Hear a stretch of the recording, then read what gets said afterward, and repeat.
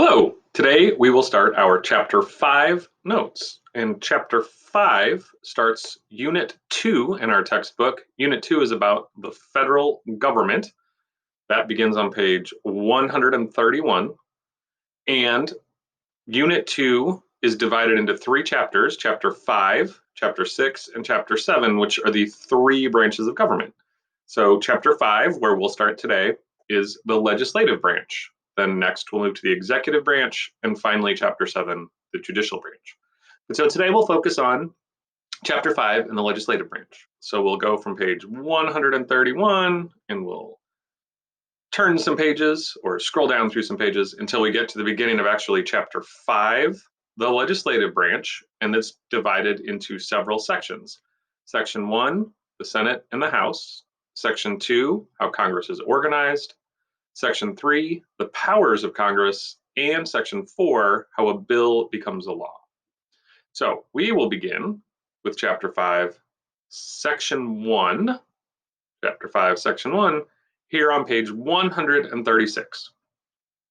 So Chapter 5, Section 1 discusses the differences between the Senate and the House of Representatives. We have two houses of Congress.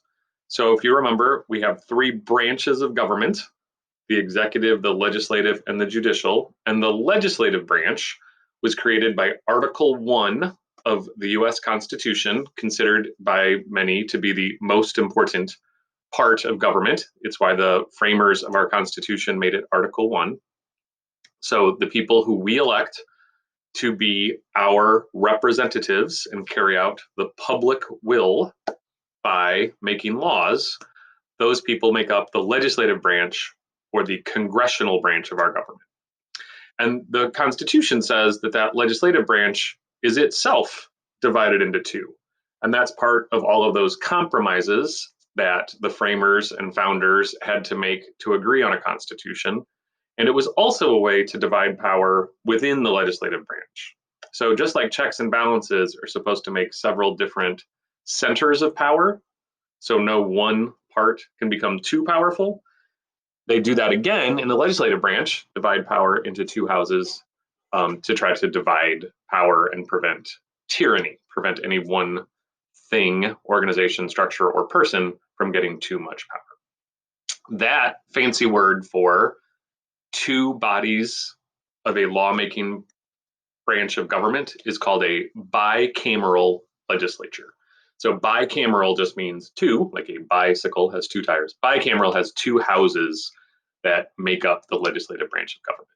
So the founders did not, and the framers did not think of this on their own. Britain actually already had a bicameral legislature when we fought the revolution against Great Britain, and several other places throughout history had bicameral legislatures. The founders, framers of the Constitution, when they were first deciding on a legislative branch of government, seemed like they wanted just one branch of government, but there was a real fight between very small states by population who wanted every state to have the same number of representatives sent to the legislative branch, and populous states, states with a lot of people in them, who wanted representation based on the number of people. Meaning, of course, if you had lots of people in your state, you'd have more people elected to that legislative branch. And if you had fewer people, you'd have less. So Virginia was the most populous state at the time of the writing of the Constitution. There was something called the Virginia Plan, which basically looks like the House of Representatives. For every certain number of people, you get one representative. Then the New Jersey Plan was for a small, much smaller representative or legislative house to pass laws. It called for the exact same number of legislators to be sent to pass laws from each state. So finally, the great compromise was, let's do both. So let's make one of our houses of Congress based on population with lots of representatives, and one of our houses of Congress that every state gets the exact same number, and we'll call that the US Senate. And so that is basically still the structure we have today. So let's then look at the two different houses that make up Congress, or the two different bodies that make up our legislative branch. The first is the House of Representatives. Today, the House has 435 members. When the Constitution was first written, there were only 65, and we got one representative basically for every 30,000 people. However, as the population of the United States continued to grow throughout time, we got more and more representatives until many years ago. They decided that we had gotten up to 435 and that was enough, that any more than that would just be too difficult.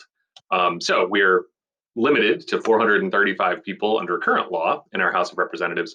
How do we divide up those 435? How many does Illinois get? How many does California get? How many does Montana get? That happens through a process called apportionment.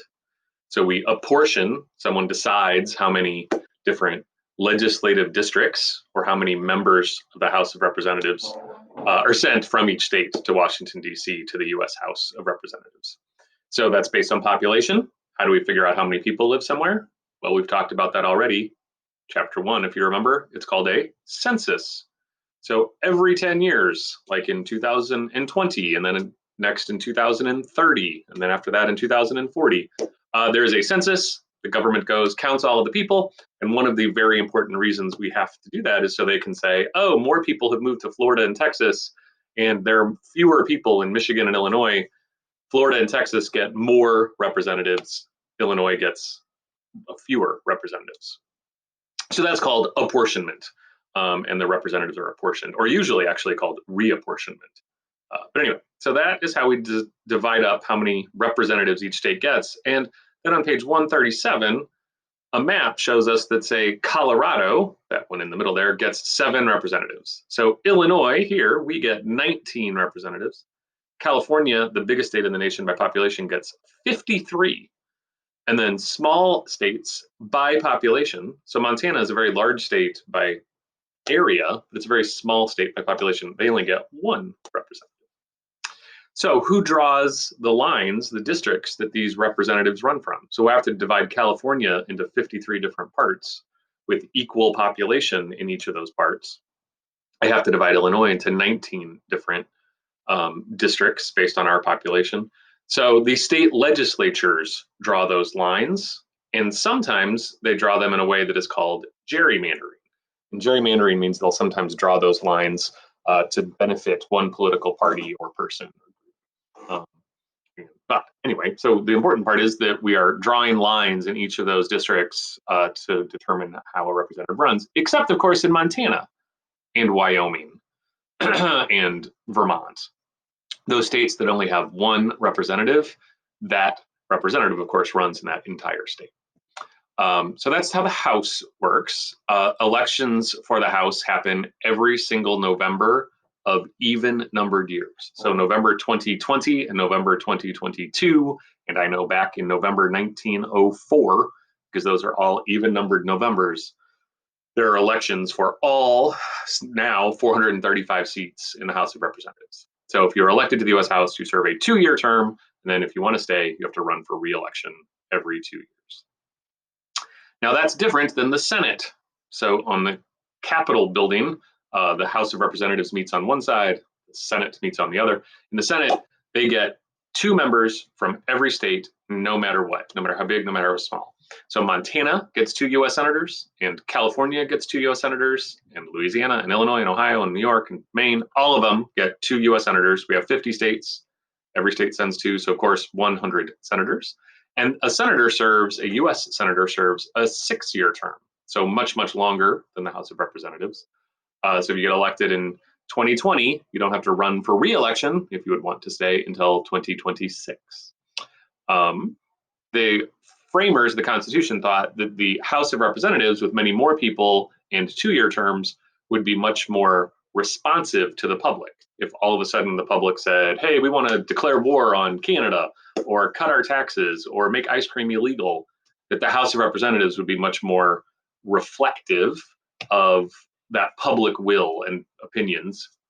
The Senate, because of these 6-year terms and representing a whole state, and for some other reasons, the thought was that they would be sort of a brake on the popular will. That senators would be able to stand back and say, whoa, whoa, do we really want to make ice cream illegal? Maybe we need to protect our ice cream makers or something like But anyway, that they would sort of slow down and take a bigger picture of issues, and the House would be more responsive to immediate whims of the public. The Senate and the House both have different qualifications. So if you want to get elected to the US House or the US Senate, you have to meet certain criteria. So like for the House, you have to be 25 years old. You have to have been a citizen of the US for at least 7 years. So you can be a naturalized citizen. You could have come to this country from a different country as a legal alien, gone through the naturalization process like we talked about before, and become a citizen. But you have to have lived here for 7 years as a citizen before you can run for the House. And you have to be a legal resident of the state you represent. The Senate is very, very similar, except you have to be 30 years old instead of 25. So they thought you should also be a little older. And then you have to have been a citizen for 9 years instead of 7. But basically, 25 and 30 are the two big differences for age to be first elected to the House or the Senate. They all get paid the same. They all get paid $165,200.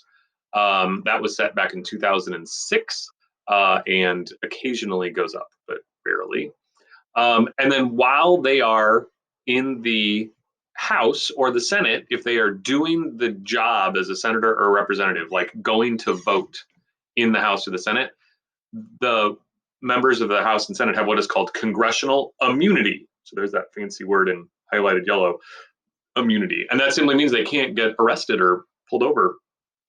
They could be speeding on the way to the House floor to vote. And at that moment, anyway, they can't get in legal trouble for it. They can actually later. But the idea there is that they wanted an ability to, they didn't want the, say, president to send the police to arrest a congressperson in case the congressperson was going to vote on something the president didn't like. So there's congressional immunity, although it is really rarely used these days. That said, congressmen and senators, representatives and senators, all of our legislators, in the House or the Senate, they have rules of conduct they have to follow. They're supposed to follow all the laws, but also, be upstanding moral citizens. And if they violate lots of rules or laws, they can be expelled, a process called expulsion. Their fellow members can vote to kick them out of either the Senate or the House. That happens very rarely. So in the Senate, 15 members have been expelled in its whole history. And the last senator expelled happened way back in 1862. And then a step shorter than expulsion, lighter than expulsion, is called censure. And so sometimes if a representative or a senator says something sort of extra awful and offends lots of people and maybe gets in small legal trouble, but not big legal trouble. Anyway, their fellow representatives or senators can censure them by basically like saying, slap on the wrist, don't do that, and that was terrible. But it is sort of a public embarrassment. So anyway, they do have some control over themselves to govern how they do. Okay, so that finishes up Chapter 5, Section 1. Bicameral legislature, House, Senate, two bodies. They both have to pass anything for it to become a law. They have some differences, but basically that is our legislative branch. So hopefully that makes some sense, and we will move on to Chapter 5, Section 2 next time. Thanks for listening.